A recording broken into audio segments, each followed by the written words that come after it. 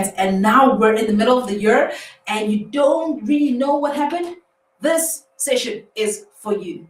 So when the year starts, we start off with a lot of energy, goals. We start with prayer, it's declarations, it's vision boards, it's goal settings, it's all these beautiful things that we need to keep track of in life. We start our gym memberships, we have different types of plans, things that we want to do. And come mid-year, sometimes we've made progress on the goals. Sometimes things have gone so well, we're excited, things are moving the direction that we want. And sometimes things are just quietly not moving. There's this tension where you feel like things haven't moved. We started off well, but man, that's the feeling. So today I want to discuss the mid-year review, how you can focus, reflect, and keep going on your goal. And why is this important? It's important because we are human and it is imperative that we treat ourselves as human and we recognize our psychology. And we've been through this year after year, and we know the energy and the excitement that comes with New Year's resolutions, that comes with being hopeful, because a new year, a new season brings that hope.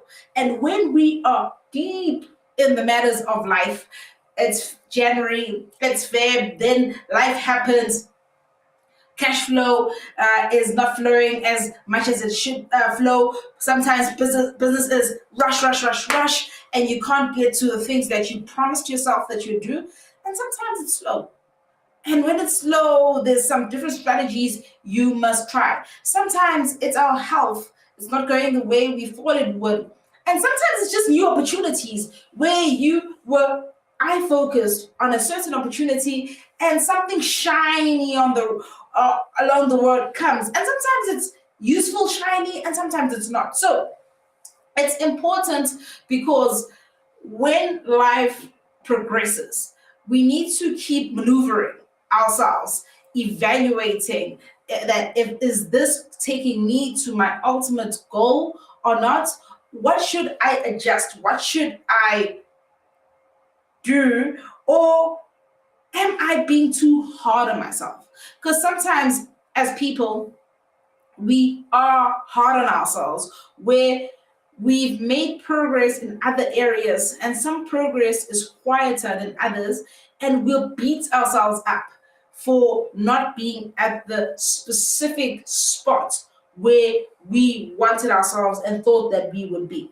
So today is not about beating ourselves up. Today it's about reflecting honestly and taking pride in what we've achieved, looking at what may not be at the mark that we want, and seeing how do we honestly reflect and change and adjust our course so that we can reach our mark. There's this scientific term, or is it the 1 degree error? I think they use it for aircraft to say if an aircraft is 1 degree off just in flight, it's just a little degree off. If it's headed to London, it could is it Greenland? I forget the place, but it ends up just deviating. So when we do this mid-year review, and it's just I'm saying mid-year because we are in July. It's a perfect time for mid-year, but this is just a total reflection that Melissa's Joyazayona that we must get used to and reflect weekly, monthly. Am I still on track? So that we can bring ourselves back to where we want to go and actually celebrate. So the mid-year review, it's not punishment, it's to review, look back in pride, and being honest to what we need to tweak, adjust to get to our goals.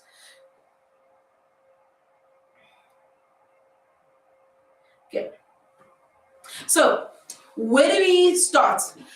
The main point is to start with honesty, being honest with ourselves. So one of the key skills that you can learn as a business owner is accountability, responsibility, and honest review. This skill will set you apart. So, one of the biggest skills and most critical skills that you can learn as a business owner is responsibility, accountability, and self review and critique. And self review and critique is not always negative. You need to give yourself critical and constructive feedback. So one of the things my mom likes saying is that when God created the earth in Genesis, every time he looked, he would be like, "Oh, he created the heavens and the earth. It was good. Then there was the sun and the moon. It was good. Then the seas separated from the land. It was good. Then there were sea animals. Then there were land animals. It was good." The story of creation continues, and God looked at what he had created, and he would always say, "It is good. It is good. It is good," until the sixth day when man is created, and then he's just like, "Well, this guy is all alone. It's not good. Let me improve." So if God has the wisdom to look at what he has done and reflect honestly to say it is good or it is not good, who are we to not critically reflect? And what I like about the story is that when things were good, he said it is good. And when things were a bit off the mark, there was the honesty of reflecting to say it is not good. And sometimes as business people, we fall into two extremes. The one extreme is thinking too highly of ourselves, where everything we do, it is good, it is good, it is good. We do no wrong. We feel like we've got the Midas touch on everything, and sometimes we deceive ourselves because we always have stories about how everything we do is good and there is no improvements or any room for improvements. So it is a good thing for me to be able to look critically at your work and to be able to be proud, to have a sense of pride, to be like, yeah, I killed that. An example of a recent event we did last week in KZN PHC, we had this amazing stage design, which was top. And when we reflect as a team, we say it is good.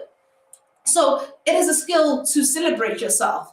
But in your it is good, you also have to be truly honest to be like, yes, it is good. But how do I improve on this it is good? And how do I take this it is good to the next level? So my advice and caution there is, as we celebrate our work, as we reflect, we must have the pride and the confidence to say of our work, it is good. But then we must not have the arrogance of not being able to see the room for improvement of our work. And then the second extreme that we fall into is just being critical, like being critical. Nothing we do is good, where we don't celebrate any of our work. So that is the second extreme that we can fall into as business people or as people in general, where you do something, then it's like the highlight of all the negatives. We need this balance that we're in a dichotomy of we celebrate the good and then we look with honesty at mistakes made, because all of us are growing, all of us are trying new things, and as you try new things, something will definitely not land the way you thought it would land. Sometimes things will fail. So what am I saying? I'm saying as we reflect mid-year, look at what you've done. Just look back and count what was good. There is definitely something good that you have achieved. Give yourself kudos, give yourself props, and celebrate the good that you have achieved. And sometimes, as I've said, when you're not used to this self celebration, sometimes this may take a little more thinking, a little more digging, a little more chilling to say, what good have I done? And count those things, because there's a psychological benefit of celebrating your wins. So as we do this mid-year review, let us celebrate our win and what we have done. And then let us also reflect of where we can improve. Retrospectives, looking retrospectively, looking at things in hindsight. That's where the lessons learned come in, where we're like, yeah, I can improve this. Oh, this was great. Here's an improvement. Oh, this was bad. I sucked at this. Let me try again.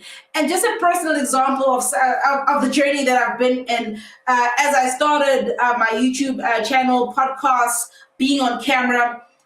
It has been a point of growth for me where I would look at myself and reflect and be like, it is not good. Make points and how do I improve this? How do I get better? And keep pushing at it.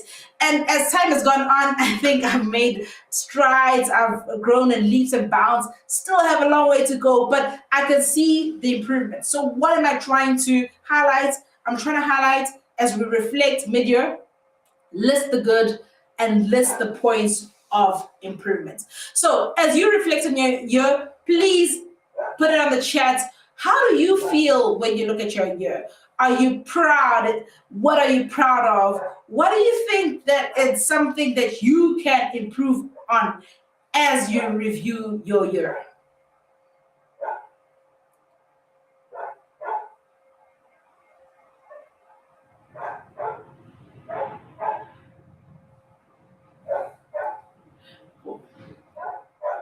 So as we reflect on the year, as we've spoken on celebrating what has gone well, and we have listed what did not go so well, now is the time to recommit, adjust, and see how you can grow. We still have 6 months of 2026 to do what you have set out to do. So now it's the point of true reflection, sitting with yourself in honesty to say, what are some of the goals that I can still work on? Or maybe let's take a step back. Are my goals still valid? And that is a reflection point as I reflect on the goal set. Are my goals that I set out in January still valid? And sometimes we'll find that, yay, goals still valid. And sometimes it'll be like, no, maybe life has changed. Things have moved. My focus for the business has moved, or my focus for my team, my focus for my family has moved. Maybe I need to park that goal. And speaking of goals, as humans, we like to achieve many things, and we put many things on our list. And as I'm growing and researching, the experts say not minimum, max 5 goals, bring it down to 3. 3 key things. What are the 3 key things to say? In this period, these are the 3 things that I want to achieve. And then everything else goes to the back burner, because what happens, we end up being all over the place. Today, I'm focused on this. And the next day, I'm focused on this deal. Next, I'm on this other company. Next, it's so many things. So we've got different areas of our life, and it's worthwhile streamlining our goals. And even with the 3 goals, there must be that one super goal. When life squeezes you, what's your super goal to achieve in that period? So as we reflect, it's worth reflecting to say, is this goal of mine still valid, or do I need to pivot as I reflect on my goal? And so the most important thing here is the honesty and the self-reflection to yourself. And it's also being consistent, because a lot of the energy is zapped by things that happen around us. I like how the author of the 4 disciplines of execution puts it, that in our lives there is a lot of whirlwind, a lot of things that are happening, as we try to live our lives. So, what has the whirlwind stolen from us, and how do we recommit to that goal? And some goals that we may have: it's sales follow up, it's being consistent with your content, and it's being consistent with saving money. I know for myself that this is a goal I can keep going to, where there's been seasons of doing it well, and then it's been seasons of whack cash flow where it hasn't gone so well. And sometimes it's a recommitment on your health, because health is wealth. Without health, then everything falls apart. And sometimes it's a commitment to reading. Sometimes it's just a commitment to hanging out and networking with other people. I know networking can seem heavy, but hanging out and getting to know other people and creating synergies with other people on how they can help you with your goal. And sometimes it's building systems and developing teams. And if your goal is important enough, you will build systems around it. I like how Leila Homozi puts it, to say, many of us, when we're putting together our goals, we think of the best case scenarios. We're excited. I know she likes him and the example. We're excited. This is what I'm going to do. Or when you are putting a plan for sales for your customer, I am going to reach out to 100 customers a day. That's your best case scenario. But her advice is, what is the minimum you can do on a worst day? If you can stick to the minimum that you can do on your worst day, this will help you with your consistency in your goals. I remember when I was in the thick of things in writing my upcoming book, The Employed Entrepreneur, which is coming out this spring. It was overwhelming. A lot of stuff needed to be written. And I had to break it down to be like, how do I write? And I'm like, even if I write 30 minutes a day, 30 minutes, I would be sitting there in my office, writing, typing away. And sometimes the 30 minutes will evolve into an hour, 2 hours. And sometimes it would just be a painful 30 minutes until I got to a body of work that I could move on to. So what am I saying? Sometimes what works for our goals is planning for our worst day. And something else that will help you as you review mid-year and you adjust is accountability. Accountability is one of the strongest things that you can use to reach your goals. And this normally works with, let's call it, people who come into groups, like 2 or 3, where you've got the same goal, you're trying to do the same thing, and you hold each other accountable. That's why in South Africa, Stokvels work very well, where there's a group of people who come together to put in a certain amount of money a month. Each person is saving towards their own goal. But then there's this accountability mechanism within the crew, where it's like, hey, we've agreed on amount, it's month end, please pay up. So that's an example of group accountability. This also works in the gym world, where you see people who just gym together to be like, hey, 7 o'clock, we meet. And when you can't make it, you apologize on the group, or there's some sort of communication, there's some sort of accountability, and you're not just accountable to yourself. A lot of us struggle with accountability to ourselves because I don't feel like it.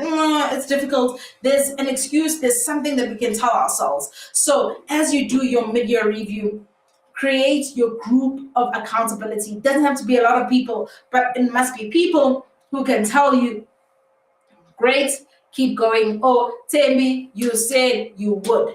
And then they hold you accountable to that. And there's nothing as embarrassing as humans as not doing what you said you would and always having to make excuses. So as you review and reset your course for the second half of the year, who will you contact to be your accountability partner? Where you're just like, hey, I set this goal. Hey, this is what I've been able to achieve. Oh, this is what I haven't been able to achieve. Because just that having to report to someone will keep you on the path for what you want to achieve with your goals. And hit me up on the chat and let me know, what accountability measures do you use? I like people because people can give me creative feedback and they can just be direct. Some people use habit tracking tools. Some people use task tracking tools. Different people use different things. I know some people are heavy into AI and are using that for accountability. So please hit us up on the chat on how you stay accountability as the whirlwind takes over in your life.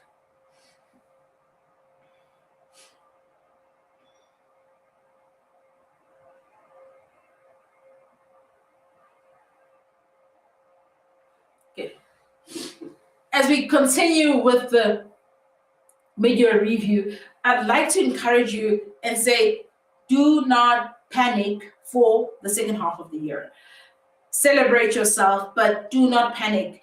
Some of us sometimes feel like we are far behind from where we want to be, or start comparing ourselves. I will always highlight and quote the quote that says, comparison is the thief of joy. Sometimes when we compare ourselves, we don't know the situation of the other person we're comparing to. Sometimes I look at my business, I look at the next door neighbor's business, and I'm just like, this guy is doing way better than me. And there are things I don't know. I don't know what support the other person has. Maybe they've just got better support than I do. Secondly, I don't know what skill they have that I don't have. Sometimes they have better skill. Sometimes they've got debt or troubles that I do not know about. So sometimes when we look at the grass that is greener on the other side, we never know what is supporting that grass. And the better thing that we can do is to water our own grass. So as you review the second half of the year, I will say, be careful of comparing yourself. Yes, comparison can be used for good. I like comparing myself to see that, okay, so if this person can do it, so can I. What can I learn from this person? What don't I know that I can know so that I can achieve the same thing? But never use comparison to beat yourself up. Because as you beat yourself up, you look at people's Instagram, you look at people's social media, and you start feeling behind, you can set yourself into a depression, which is unhealthy. So there's a healthy way of using comparison and there's a totally unhealthy way. So do not panic. You've got time to readjust. And as the proverb says, that the best time to have planted a tree is 20 years ago, but the next best time is now. So as you review, as you see where you are and where you want to go, this is the time to adjust and reflect and actually move towards your goal with clarity and accountability. Okay, so let's do a practical exercise for this review. And take a piece of paper and let's write it down into 4 sections. Let's write the quadrant of what moved. What did you achieve? What improved? What did you survive? Sometimes we are hit with storms and we go through things and we survive them. What did you survive? What did you learn? And what is clearer now that wasn't clear in January? So that's the first quadrant. The second quadrant that you write down is, what did not move? What goal did you avoid? Because sometimes we set goals and then we avoid them ourselves. Our subconscious tells us that we're not good enough, or there's some subconscious reason we give ourselves and we end up moving. So what goal did you avoid? What goal did you underestimate, where you thought it would be easier than what it really is? And what goal became less important? And what goals do you need a new plan for? And what goals still matter? As I've said, sometimes life changes and things are not as present as we thought they were. And then the third quadrant is, what's the decision? Having seen what moved and having seen what hasn't moved, what are you deciding on for the next 6 months? What are you recommitting to? What are you adjusting? And what are you committing to do? Keep the goals and the recommitments short, no more than 3 things. And the last one is, what is the focus for the next 90 days? So after choosing your 1 to 3 goals, be clear why this goal matters. What is your next action on the goal? What's your weekly rhythm for achieving this? Every week you need to be doing something, even if it's small. The small actions add up. And what support do you need, and how do you measure your progress? This recommitments, this mid-year review will help you out. And as you put this exercise on paper, I will encourage you to create accountability partners. It can be informal, it can be formal, just people who you will share your goal and who will hold you accountable and who will just ask you, hey, how's it going with that goal? So as we come to a close, we're halfway through the year. Some things have gone amazingly well, and some things have not gone as well. And this is a great time to sit down, reflect, and be honest with ourselves. What has moved? What hasn't moved? What is important? What is not as important? And what is my next move for the next 6 months? So, fam, thank you very much for joining me. And I look forward to hearing your stories or any comments from you to be like, how have you implemented this mid-year review, and what do you aim to achieve for the next 6 months? It's always a pleasure when I get to meet you guys or chat with you and get to celebrate what you have achieved. And it's always an honor for me when you also celebrate me and my work. So it's also exciting for me that my book, The Employed Entrepreneur, is being cooked. It's almost there. So please check it out. I'll be dropping the link to the chat where you can pre-order the book, The Employed Entrepreneur, how you can start your business whilst you are still working. So this has been my ultimate goal for the year, and I started writing it in October, and we're now in July. Ups, downs, pushing, slacking, and we are here near the finish line. So that's my personal story. That's my ultimate goal. As I speak about refocus, my refocus is in putting a body of work that will help everybody who follows me and listens to my content to build a sustainable business that can grow and become a legacy. So, fam, thank you very much for joining me today. Please come through next week as well as we discuss the long game, and also share, like, subscribe. And if this content is a blessing to you, please share it with other leaders, other business people who you think will benefit from this content. Thank you once again for joining me, and